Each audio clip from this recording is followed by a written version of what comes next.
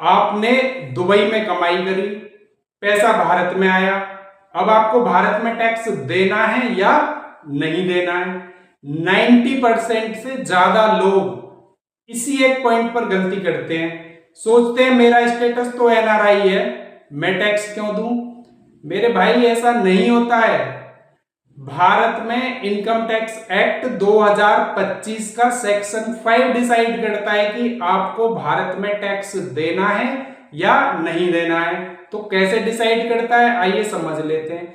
अगर आपका residential status NRI है, यानी कि नॉन रेसिडेंट इंडियन, सैलरी आपने दुबई में अर्न करी प्लस पहले वहीं के अकाउंट में रिसीव हुई, तो इंडिया में आपने सिर्फ दुबई के अकाउंट से ट्रांसफर किया, तो आप पर कोई भी टैक्स नहीं लगेगा।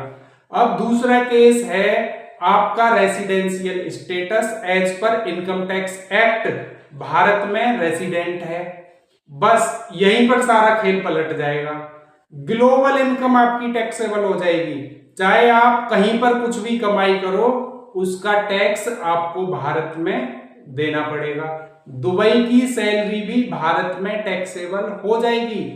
अब तीसरा केस होता है RNOR, यानी कि resident but not ordinary resident. ये स्पेशल कैटेगरी होती है, फॉरेन सैलरी टैक्सेबल नहीं होती। कब तक? अगर बिजनेस या प्रोफेशन इंडिया से कंट्रोल्ड नहीं है तो आप पर टैक्स नहीं लगेगा। देखिए, सैलरी वही है, दुबई भी वही है, लेकिन टैक्स को ट्रीट करने का तरीका हर केस में अलग अलग होता है।